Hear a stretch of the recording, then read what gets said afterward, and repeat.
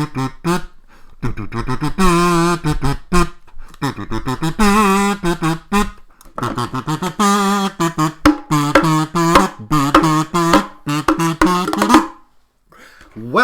to this week's exciting new... Oh, hang on a second. Yes, we interrupt with a news update. Prince Andrew, what a character. But Harry and Meghan make my blood boil for no reason whatsoever. But Prince Andrew, what a character. Welcome to... we interrupt this interruption with an interruption. Newsflash. Can you play it again? I didn't get it. Can you play it again? You're too quick for me. Welcome to another opening, another show. The overture is about to start. My bum is squishy, it's going to fart. I don't think they're the lyrics, actually. No, that doesn't sound right to me. Anyway, welcome. This is my video blog.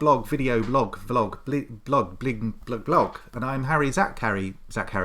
And I have survived a monumental, catastrophic event. We call it birth. And here I am. And this week, I'll be talking fate. Amor Fati. I'll be talking fate. But first, let's have our question of the week. Now, here's the question of the week, folks. And it's a good one. What random month can you put at the end of your sentence? Let me repeat that for you.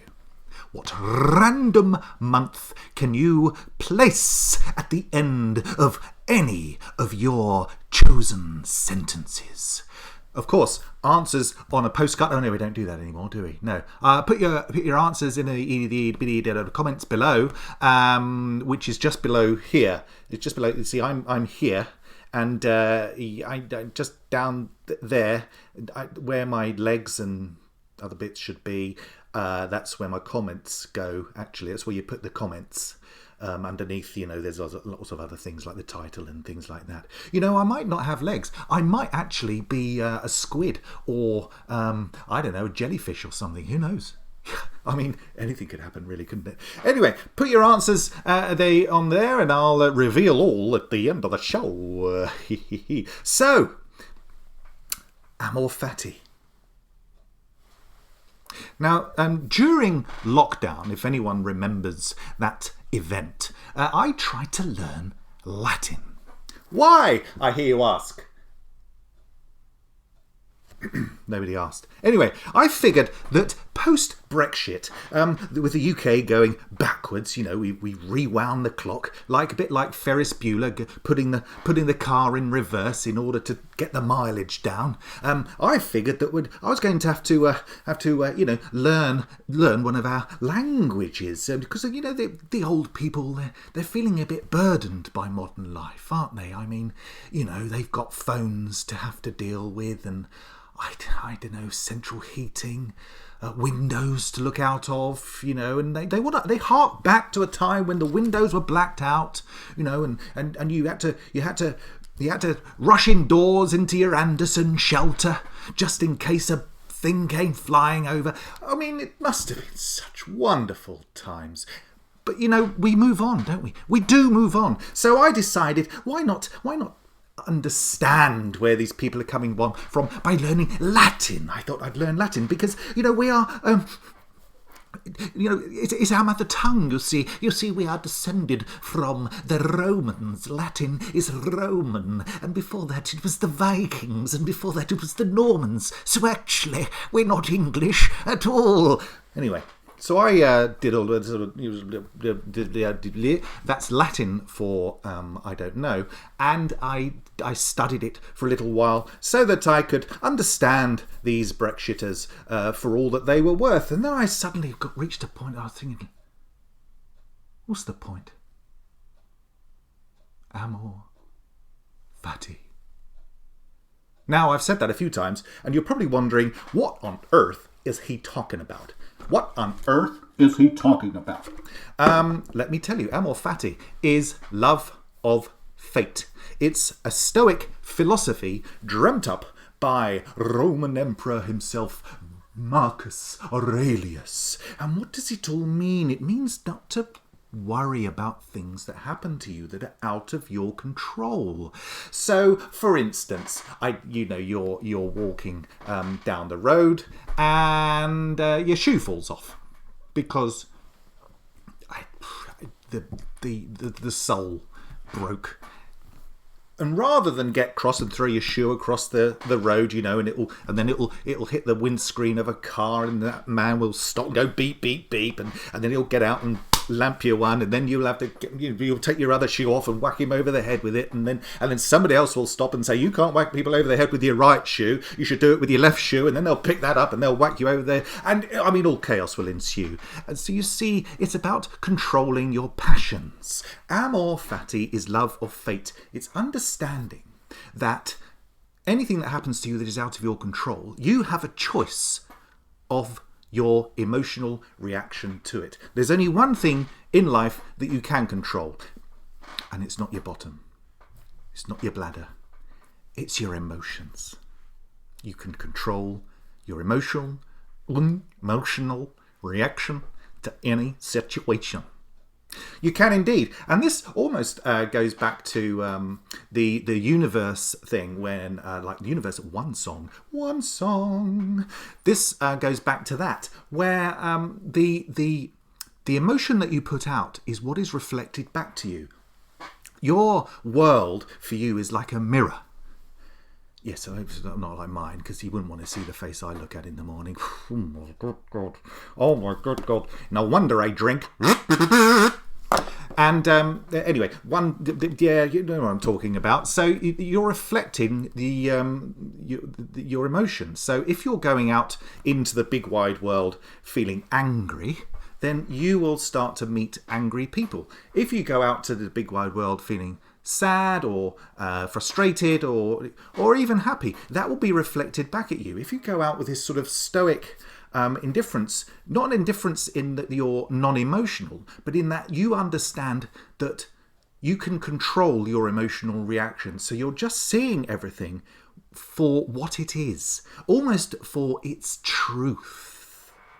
What is truth? That's something we'll be coming back to in another episode sometime in the future, although I can't predict the future. But sometime in the future, that's where we'll be discussing truth.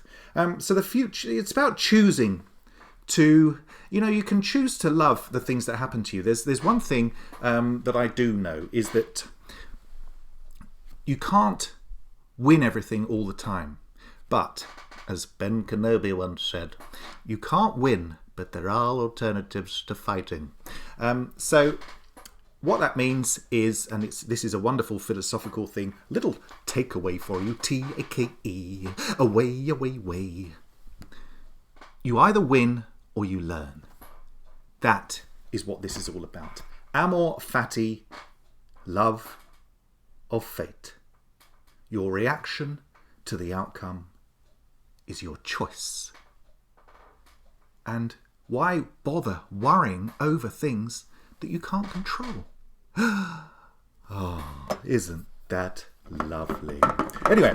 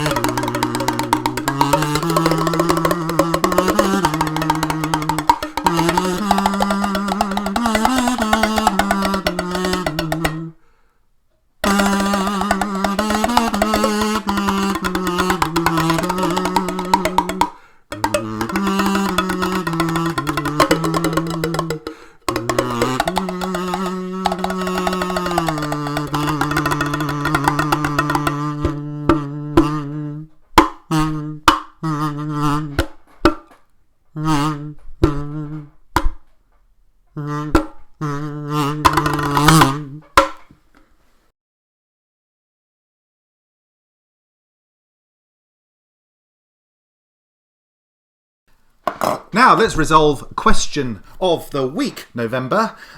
So Princess Eugenie has a child, August. Now you may be wondering what I've just said. I too am wondering the very same thing. But actually that was heard. I listened to that on LBC News only a few weeks ago, and that was the sentence, Princess Eugenie has a child, August. And I wondered, why put a month at the end of your sentence? What's all that about? But I ask you to try it now for yourself, September, and add a random month at the end of your sentence. You know, this could help diffuse any arguments that you're going into, April, or often it could offer a new striking perspective to another situation, February. So there we go. Try it yourself.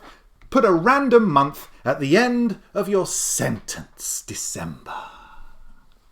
Now, that's it for this week. This concludes our broadcast nearly. First of all, I have a couple of things to announce. One of them is that you can catch me on social media. I am in the Twitter sphere for however long left that life has got without it being muscadated. But anyway, you can find me on there. You also, please check out my podcast. I do a podcast with Mark Clifton, and we talk about all sorts of things about life and life direction and our reaction to it.